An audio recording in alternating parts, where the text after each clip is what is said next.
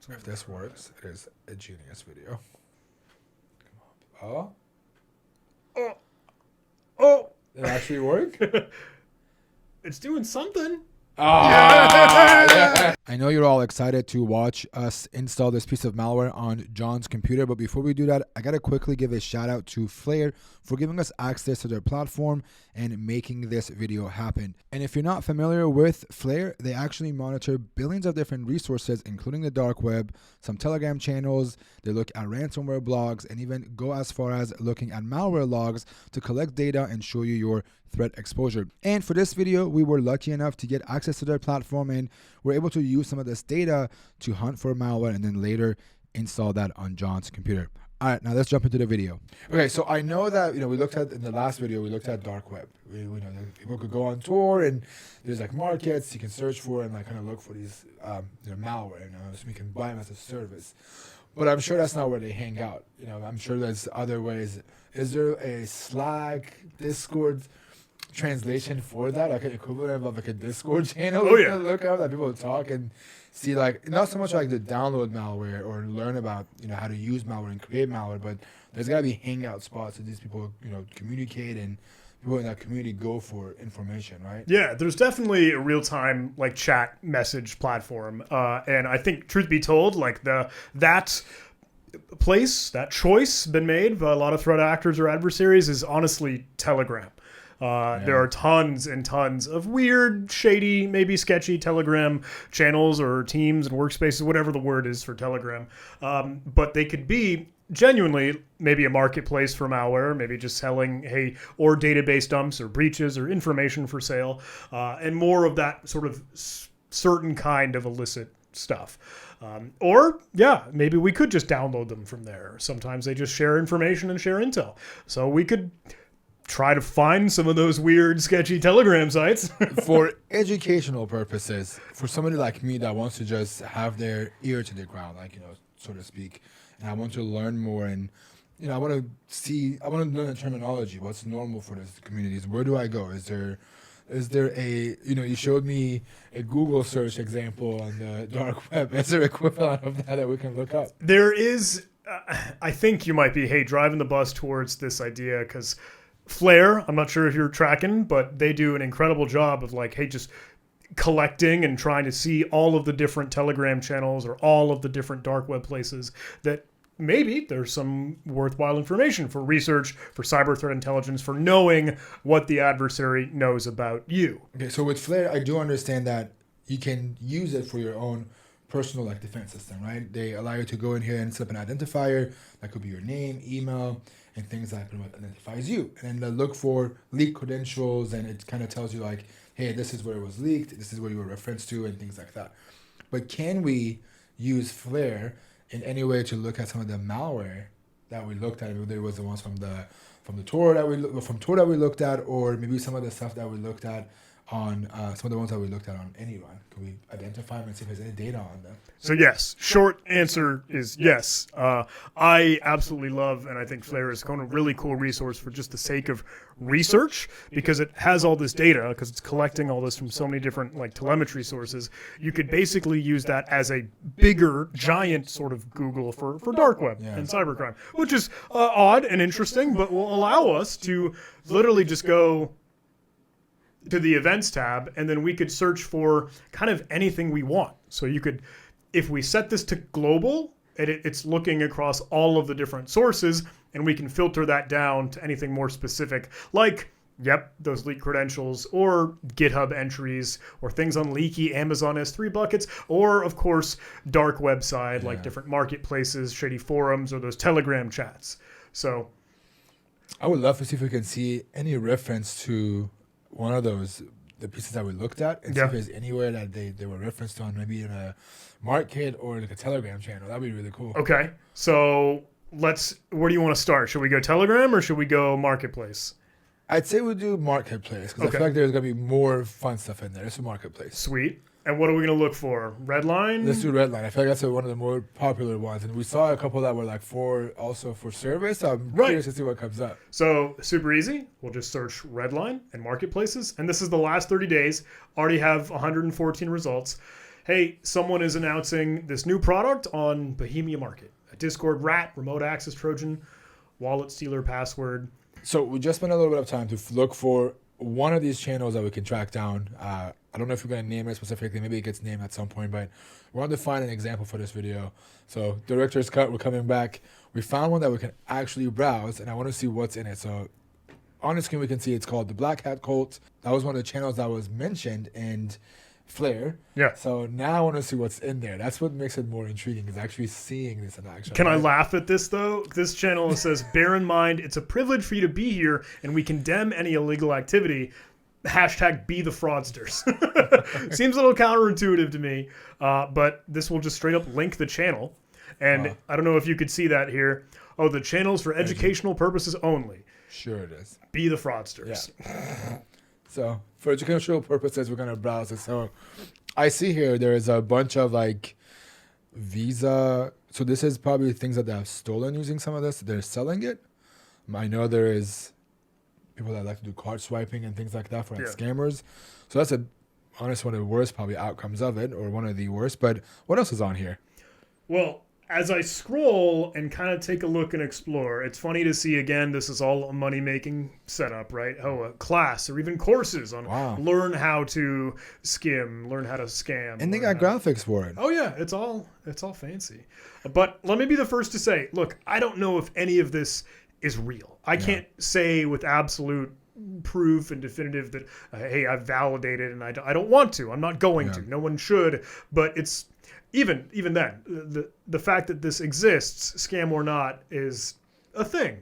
But also, if you look at the top, there's almost 7,000 people. There's 6,000 something people in here that are also biting into this system. So I feel like I see like a pyramid scheme meets like scamming, selling courses. But let's look and see if there's anything about RedLine in there. Oh, yeah. That's what we're looking for earlier. This is the coolest thing because... Money laundering service available. Excellent. Wow. Okay. Now that we're here, we can just simply search, even in this channel, to see are there any other mentions of what we're interested in. And we were looking at RedLine, one of those information stealers here. And this is wild. One of the results of the RedLine Stealer Guide, a little step-by-step. Step-by-step. And it goes to another channel. Yeah, it even has a video, supposedly. Should we follow it? We could. I'm also curious about the PDF. I was going to say, can we run the PDF or something? Let's go try that out. I remember you showed me a shady PDF in one of your community folders, so I wonder if we can add that to it, too. We totally could. And the comments here are worth digging into. Oh, yeah, I want to see what they say. 16,000 views, dude. Yeah, RedLine Crack Tools. Where should we go? Let's start with the PDF. Okay. Let's feed the PDF into one of those resources and see what comes out of it, because it would be hilarious if there's also malware attached to this PDF. It's like, hey, we're sending you. We heard you want to learn about malware. Let's start with you first. Yeah. So this is their fancy PDF. Yeah. I don't know. I want to know who does their designs first of all. But what are those links? Are these just people? Oh, okay. Exploit.in. So exploit.in is well-known threat actor forum. Same with crack.io. Yeah. But I'm assuming this user is one. Oh, and there's a Telegram link. Yeah, so that's probably their own channel, right? Yeah. Here's the setup to use RedLine. Go to Kurum Loader. Selected. And okay. Run as administrator. Wow, look at that. Ooh. They give you a user and password for it too. I mean, I guess the password isn't super like identifiable, but it would have been fun to see if it was something that was really unique, if we can track it anywhere else. Yeah, I want to see if we can like get to this. Oh, and then they're selling their courses. Bug hunting. All right, bug bounty. All right. I'm enjoying that one. Okay. And they use Shopify. I want to know how they do these. OTP bypass, response editing, brute force, Android app testing, card tampering. I'm after enrolling one of these. Okay. And then, of course, natural donations. Yes. Yeah, okay. Yes. All right, I wonder what's on there. You want to look at, see if we can access those with the user and password? So I just downloaded the RedLine like RAR file that they had on that Telegram group, and then I went ahead and extracted it, and they give us the same PDF I think that we saw, a README file, which is kind of interesting. So I'm assuming this is like also the command center that you could create for yourself. Yeah, I've never also heard that of this website though. Chrome Lower. Oh, That's It's not another Telegram. Yeah, it's definitely a. RedLine is running. Open RedLine. What is in all of these? Yeah, how do you even run this though? They're all executables, okay. so I can do this on Windows. I would love to see what that host file would come up, the drfarfar.com.exe, if we feed that into virus total, something like that. Oh, the host. Yeah. I wonder if that's, Yeah, we could put all these in. Yeah, I would. Total if you want. Let's try it. Where should we start? I would just start with the host because it has their name, it has their channel name and everything. Yeah. So There's all these EXEs that we can do. Nice. Okay, let's see. So we're gonna put this into. Which one are we putting this into? Virus total. Okay. Oh. So. Wow. Okay. So well known. Actually, An hour ago. What? Is somebody like? Okay, I want to see the community notes. Is this the same person? It's not. Okay. I was gonna say somebody doing the same research we were doing today. Okay, Joe Security, Joe Sandbox had something in a year ago. Now I want to see what this does, like the details of this or the detection of it, maybe. And we can slap it into any run if we'd like, but I'm assuming that this is the just what would the host be in the context of all those other things that we saw? Is that the builder? It probably is, right? So the builds in also. It is a .NET assembly, so we could crack it open and like ILSpy or DNSpy and look through the code, but that's quite a rabbit hole. I would say we full send it into any run. Okay. And then we see what it does. Yeah. Because I'm really curious to see what it does and if we can log into it and get a demo of it. So what we could try to do. This is also for educational purposes. YouTube algorithm, please be nice to us and not take this too seriously, please. What we could try to do is upload the entire RAR file to AnyRun, extract it there. So again, in that interactive environment, we have all the files. We don't have to upload them one by one. And we could try to walk through that, like, try to log in with this and use it. Yeah. Oh.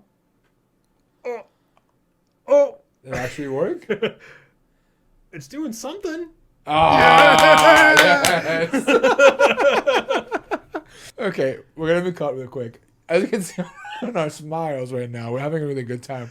We installed this. We had a bit of a problem setting it up on AnyRun, but we now have an actual setup that we can look at. And John is telling me you haven't seen this. I have no clue like what any of this looks like, but from the looks of it and seeing his reaction, I think we're ready to show this. Are you ready to show this off, John? I think so. All right, what are we looking at? Yeah, so the display is a little bit rough, but the tabs on the left-hand side will like list out logs, the stealer logs that the RedLine information stealer has retrieved on victims or stuff that's been able to pull out. Statistics, where we would probably have fancy graphs of, hey, we found the Bitcoin wallets, we found these many passwords, cookies, autofill entry in web browsers, credit cards, files, etc., etc. And then I'm curious about these things. Guest links. The tasks looks really interesting. Yeah, loader tasks. So, these are things presumably otherwise that we could add to the capability of the malware. Like, do you want to run an extra program? Do you want to download a specific file? Do you want to download and execute? Or just run a straight, command prompt execution. That's kind of wild. Can I do that? Can I just run calc? And just run it on here? Please enter a final point to create a new task. What does that mean? Calc. Yeah. Final point. Correct. Final point? Okay. Well, you know what? Fine. We can come back to it. Yeah, we can come back to another time. I'm curious to see what is the wallet checker. So I'm assuming they also still Bitcoin wallets? Right. So we would be able to, given a Bitcoin or whatever cryptocurrency wallet address, try to open it some way, somehow.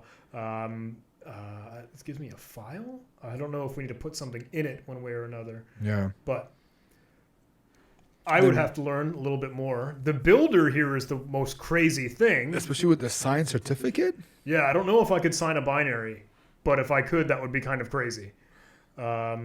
Something is an invalid address. Yeah, the server IP probably. We can get 111. What if you just try to connect to yourself? Yeah. It should be checking, fine. yeah. And we could see any run, maybe potentially seeing these connections. Nothing going out there, right? It's all mostly local. Unable to connect to server. I wonder if it needs. Well, again, we still don't know if this is legit, but it kind of at least it gives us an idea of what potentially Redline would look like, right? Okay, well, I gotta see what is the. Oh, you gotta build one. Let's see. I was wondering if it would let me. Yeah. I tried to click it, but now it's running away. Miscellaneous stuff. Are these other assembly issues? Telegram is the most interesting point because here you supply your Telegram bot API token so that it could dump into a Telegram channel everything that's just stolen. And whether or not where we put it, where we send it to, who we send it to. We have other notifications. Looks like just a status log of what was happening here. Countries and IPs that you don't want. Wow, you want to blacklist someone? Wow. Blacklist IPs, hardware IDs. Why would you blacklist an IP or a country? I mean, I know that maybe you don't want to go after like a particular, I don't know. You don't want to go after the U.S., for example. Right. Is it IP maybe like you don't want to piss somebody off? Maybe. Yeah. Or any targets that would just be a bad thing. Maybe like the feds or something like that. Right.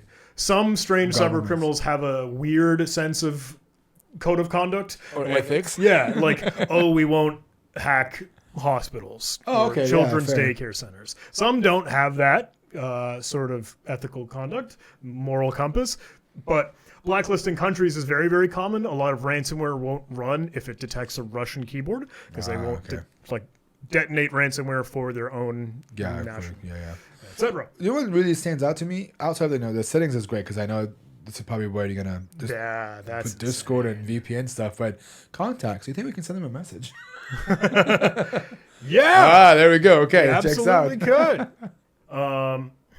So we weren't able to build within the Redline panel for whatever reason, but we did see this qrome.builder that allowed us to, with whatever that word is in another language, do something. And again, I don't know what that language is or what it would have been doing. But it says build.exe. They didn't get an error this time. I wonder what that box would have been. It might have been the files to search for, or I don't know. I mean, whatever you put in there, did you put an asterisk in there? Yeah. So whatever you put in there popped up. Might have just been the error that it's trying to say, whoops, your computer can't run this program, while in the background it's stealing all this data. Because we were then able to see Redline has been detected in the build.exe that we clicked on, because I went ahead and double clicked it. Yeah. It could read the configuration file, which is the coolest thing. It gives us maybe that's the botnet. Yeah. And then that's the IP that we put in earlier, no? The 127? Or no, that's one thing that they put in. That's the one I think was in the top of the panel. Yeah. Okay, so we could supply as many botnets as we wanted to, and the XOR key. But I'm also curious to see. So the XOR key cheat was what we put into the bot builder. Yeah, I think so. It said cheat at the first line. Yeah. But I'm just curious to see, did it make any connections? Like, what was the outbound request for this? So I'm going to go into more info for build.exe because it'll clearly see, look, Redline. And we could see it read all the internet settings to steal all that. But do we have any connections? There was connections for in there, but I don't know if it caught that. Maybe it wasn't build.exe. It came from the builder, which includes Redline, of course. And then it had a sub or child process that ran this ASP.NET. ASP.NET browsers. What is this giant base64? Can I get more info on any of these? That whole command line I'm very curious about. It's clearly base64, and that is what connected. And that's it. What does that say? It says reads environment values? Yeah, the environment variables that you might have set up. Wow. So this makes some connections to... It's weird that the ASN being Amazon, maybe it's just the service that they took over, but the Twitter and Facebook ones are the one that is pretty strange. Network threats. Oh, it tried to figure out its own IP address. Okay. Well, all right, my friend. There is a whole lot that we just kind of uncovered, but is there anything more we want to dive into, or how are you feeling? I think I've had enough of a high from this. I think it's enough for me. But also because we're also making educational content, and it's gonna go on a channel that is it's ethical hacking content, and then we wanna have to walk that fine line. I think it's a great stopping point. Honestly, it brings everything full circle because RedLine was the first thing that we tried to look at earlier when we first started, and then all the way to actually getting our hands on it, dude. It's a little bit sketchy. I don't know how I feel about it. Like I gotta take a cold shower or something. You gotta get it off of you. Yeah. I mean, but honestly, I didn't expect to get my hands on this and see a demo of it. Yeah. But also the other thing is like it answered a lot of the questions of like how do these get created? Because you hear about these things and from somewhere like me that doesn't have the background in this realm and this part of the hacking realm, right? It answers a lot of questions of like, wow, this is like they built something, so it's a suite of tools. It's like Burp Suite meets malware for me. It's the only way I can put it, right? Yeah, it's streamlined, it's commoditized, it's become so accessible. It's kind of scary, but that's what we want to let folks know, and the information that should be out there is that's just how easy it could be. I was gonna say we didn't even go look at we didn't use a Tor browser. We didn't use. We used Telegram. We used Telegram to get this, which makes it really scary. So hopefully, people that are watching this, it gives you an idea how to protect yourself more than anything. Don't download everything you see on Telegram. And also, I hope it gives you some insight on like this is how malware works and this is how you protect yourself, whether you are in InfoSec or not. Well, I think we're gonna stop this just for two reasons. One, we're still on YouTube, and two, I really want the YouTube algorithm to be nice to us and not ban this as malicious content. So it is cool that we got our hands on this because that is insane to actually joke around about this in our first video, all the way to actually getting our hands on this and getting a first glimpse into it. Keep signing out. I want to keep poking. I want to keep poking with you, man.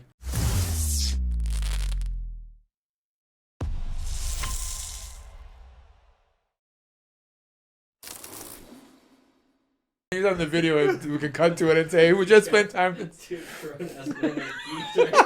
holy! I've never seen this. I've never actually done this. Okay, we're gonna be caught real quick.